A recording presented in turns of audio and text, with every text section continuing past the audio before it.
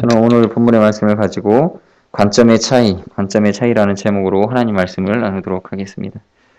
예수님은 병을 고치셨습니다. 예수님이 병을 고치시는 것 자체가 사실은 이때의 이 유대인들 사회에서는 불가능한 일들을 가능케 하는 사회였던 것이죠. 그런 기적을 행하시는 예수님께 해야 할 질문은 무엇이겠습니까?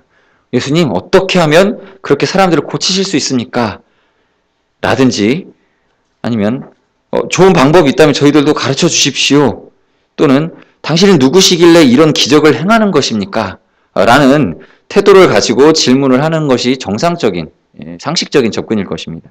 그러나 오늘 본문에 나타난 이 한 사람과 또 몇몇 이 바리새인들의 이러한 기적을 대하는 태도를 보면 정말 이해할 수 없는 이상한 반응이다라는 것을 우리는 느끼게 됩니다. 뭐냐면 안식일에 벽을 고치는 것이 맞느냐라는 것을 가지고 따져 묻는 것이죠. 세상에 저는 이렇게 질문을 하라고 해도 못하겠습니다. 그런데 이게 당시 예수를 대하는 유대인들의 태도였던 것이죠. 여기서 발견할 수 있는 인간의 특징이 있습니다. 이 사람의 생각과 행동을 결정하는 것은 늘 자기 자신이다라는 거예요. 자기 자신. 내가 싫으면 아무리 착한 사람의 착한 선행도 얄밉고, 내가 좋으면 아무리 나쁜 짓을 해도 좋은 것으로 받아들이는 것이 인간의 마음이다라는 것입니다. 그래서 바리새인들의 마음에는 이미 예수님을 죽일 생각을 하고 있었습니다. 그래서 그 전제하에 예수님의 기적을 바라보는 것입니다. 그랬더니 나온 질문은 어떻게 병 고치신 것입니까? 가 아니라 안식일에 병을 고치는 것이 옳은 것입니까? 라는 것이죠. 저는 이렇게 사람이 악할 수 있다라는 것을 오늘 본문을 통해 보게 됩니다. 어떻게 이런 질문을 했는지 한번 분석해 보겠습니다. 먼저 우리도 누군가를 좋아할지 말지를 빠르게 결정을 하는 그런 태도를 갖고 있죠. 판단이 굉장히 빠릅니다. 사람은 자기가 이 사람을 좋아할지 말지를 너무나 빠르게 판단을 해버립니다. 저 사람이 나한테 유익한 사람일지 아니면 혹시 나한테 해를 끼칠 사람일지를 그냥 직관적으로 본능적으로 빨리 느껴버리죠. 보호 본능이라는 게 사람 안에 있기 때문에 우리 아이도 제 자녀들도 저를 볼 때 아빠가 이 시간 지금 나한테 장난을 쳐서 나를 괴롭게 할 것인지 아니면 나한테 뭐 동화책을 읽어줄지 표정만 보고 바로 판단을 해버려요. 그래서 도망가야 될지 아빠한테 달려와야 될지를 생각을 하는 것 같습니다. 근데 굉장히 빠릅니다. 그게. 근데 생각하지 말라고 하는 순간부터 사람은 판단을 해요. 여러분, 저도 그렇고 모든 사람들이 다 그렇습니다. 특히 사람들은 자신에게 겸손한 태도를 보이는 사람을 굉장히 좋아합니다. 이거는 성경에서 강조하지 않아도요. 누구나 다 겸손한 사람을 좋아합니다. 같이 있을 때 내가 열등감을 느끼게 만드는 사람보다는 같이 있으면 내가 조금 더 우월함을 느끼게 만드는 사람들, 뭐 개그맨들이 특별히 그러죠. 그런 사람들을 되게 좋아해요. 이게 사람의 직관입니다. 이런 부분, 이 겸손한 부분이 사람에게 있어 굉장히 크게 영향을 미치죠. 그런데 지금 예수님이 병 고치는 모습에 대해서 바리새인들이 볼 때에는 예수님에게서 자신들에 대하여 겸손한 모습을 찾아볼 수가 없었던 거죠. 그래서 이 질문에서 이런 대답을 아마도 예수님에게 요구하는 것은 뭐였냐면 이런 거였겠죠. 예수님께서 안식일에 병 고치는 것이 가합니까? 물어봤을 때 예수님이 그래요? 안식일에 사람을 고치는 것이 좀 보실 때 불편하셨죠? 그럼 당분간은 안식일에는 좀 자제하겠습니다. 율법에서 안식일에는 일하지 말라고 했는데 당연히 저도 일하지 말아야죠. 아마 이런 태도를 원했을 것입니다. 그러나 이런 반응을 보였다면 어느 정도 바리새인들이 좋아했을지도 모릅니다. 그리고 바리새인 사이에서 굉장히 매너 있는 선지자가 나타났다라고 인정할지도 모릅니다. 그러나 예수님은 이 땅에 오신 목적에 집중하셨습니다. 자기 사명을 다하여 일하셨습니다. 그래서 예수님의 실제 대답은 11절, 12절에 잘 나와 있죠. 이렇게 나와 있습니다. 예수께서 이르시되 너희 중에 어떤 사람이 양 한 마리가 있어 안식일에 구덩이에 빠졌으면 끌어내지 않겠느냐. 사람이 양보다 얼마나 더 귀하냐. 그러므로 안식일에 선을 행하는 것이 옳으니라. 그리고 나서는 바로 그 손마른 사람을 고쳐주셨습니다. 굉장히 이 바리새인들이 당황했을 것입니다. 여기 오늘 한글 성경에 나온 것처럼 반말을 했기 때문에 반말로 말씀하셨기 때문에 기분 나빴던 것이 아니라 반박할 수 없는 비유로서 사리 판단의 기준을 명확하게 제시해 주셨고 그 논리와 그 말에 담긴 그 예수님이 가지고 있는 바리새인들과는 다른 그 따뜻함과 또 은혜스러움에 감동이 대중들 앞에서 그 은혜가 되어지는 것들을 보고 본인들이 부끄러워졌을 것입니다. 그래서 그리고 나서는 거기에다 더해서 손마른 사람을 직접적으로 고쳐주셨기 때문에 다른 사람들은 다 놀라고 은혜를 느꼈지만 이 바리새인들은 그것을 기뻐할 수가 없었던 것이죠.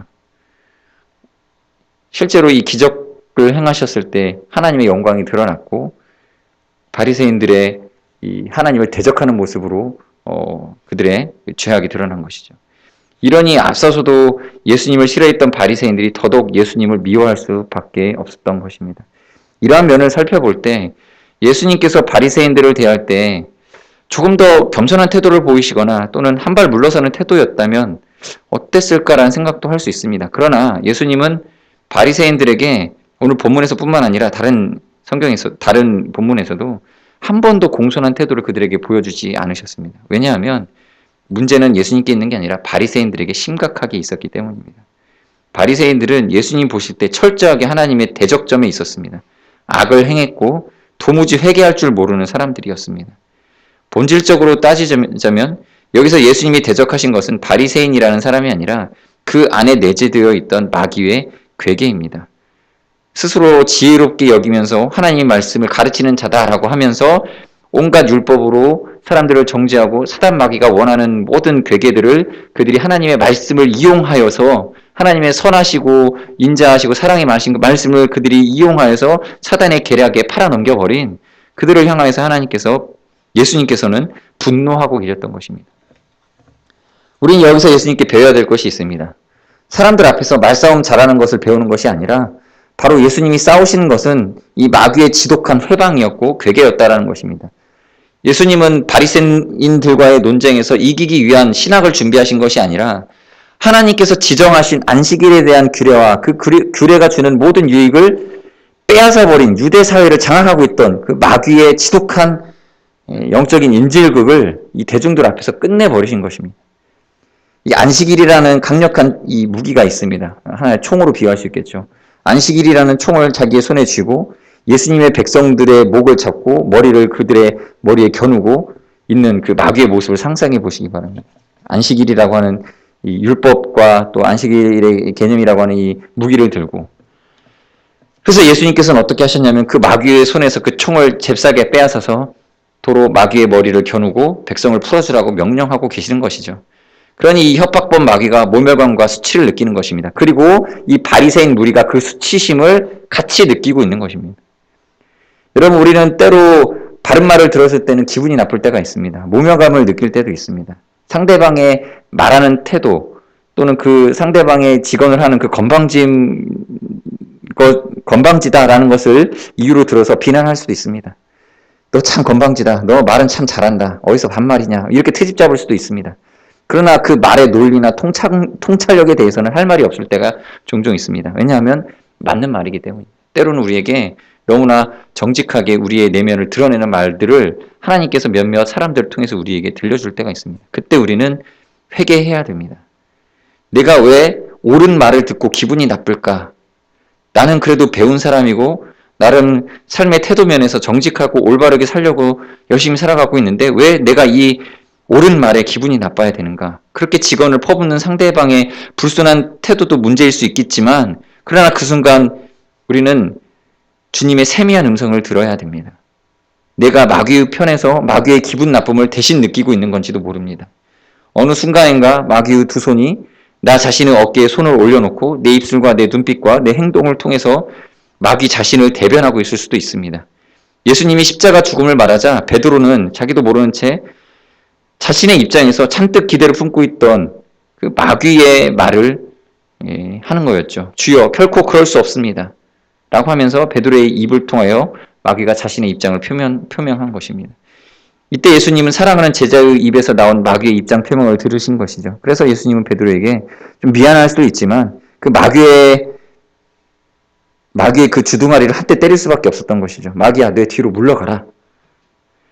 예수님께서 오늘 본문의 바리새인이나 이 베드로의 그 주여 그럴 수 없습니다라고 하는 그러한 태도에 대해서 좀 더 배려하는 모습으로 그들을 대하셨다면 마귀는 아마도 그 배려를 같이 느꼈을 것입니다. 자기의 고집을 역시 꺾지 않고 자기의 뜻을 펼치려고 또다시 도전하였을 것입니다. 그러나 예수님께서는 단호하게 대하신 것이죠. 그러므로 우리가 이 본문에서 예수님을 통해 한 가지를 우리가 더 알아야 되는 것은, 여러분, 마귀와는 절대로 타협하거나 공손하게 그를 대해서는 안 된다는 것입니다. 대화를 길게 나누어서도 안 됩니다. 오늘 본문이나 다른 장면에서 보여지는 바리새인을 대하는 예수님의 태도에서 우리가 마귀를 대하는 태도를 엿봐야 됩니다. 무엇보다 마귀와 길게 토론하지는 말아야 되는 것입니다. 마귀에게 말할 기회를 많이 주어서는 안 됩니다. 그러니까 영화에서 이 주인공과 악당이 등장을 하는데 이 악당이 주인공을 꼬셔서 이렇게 실패로 이끌려고 하는 그런 장면들이 나올 때가 있습니다. 그때 보는 관객들이 긴장이 되면서 굉장히 짜증이 날 수 있지만 그렇게 사람을 이렇게 이 절정의 단계로 이끌고 가는 요소가 있는데 그게 뭐냐면 이 주인공이 악당과 대화를 길게 하는 거예요. 속아 넘어갈 것처럼. 특히 악당이 주인공을 속이고 넘어뜨리려고 말을 많이 할 때 우리는 굉장히 긴장감을 느끼게 됩니다. 그런 장면에서 우리 마음속에는 저 악당이 좀 말 좀 적게 했으면, 말 좀 안 했으면 좋겠다 라고 하는데 그 대사를 아마 그 작가가 아주 악랄하고 교묘하게 쓴 그 대사를 길게 다 우리는 듣고 있어야 됩니다. 그 말을 유심히 듣고 있는 주인공을 보면 답답하기가 그지없습니다. 하와가 뱀의 꼬임을 받을 때도 마찬가지였죠. 뱀이 말을 많이 합니다. 뱀이 말을 해요. 그것도 말이 안 되는 얘기지만 그거를 경청하고 있습니다.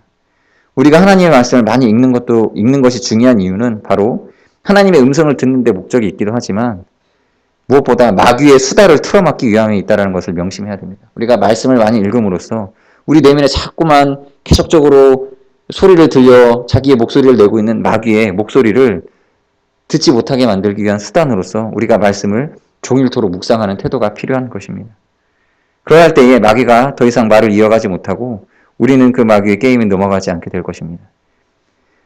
마귀가 이 말 저 말 하여도 하나님의 말씀은 오히려 간결하고 단호합니다. 그 간결하고 단호한 말씀으로 마귀가 더 이상 말 못하도록 엄포를 놔야 되겠습니다. 이러한 태도가 우리에게 필요합니다. 죄가 조금 더 틈타지 못하게 마귀를 틀어막는 때로는 성경에서 보는 것처럼 예수님께서 바리새인을 대하는 것과 같이 단호하고 또 단호하고 때로는 이 매너 있지 않은 그러한 마음으로 우리 내면 속에 있는 마귀를 대하는 그러한 믿음이 우리 성도님들이 있으시기를 바랍니다. 이 시간 같이 기도하겠습니다.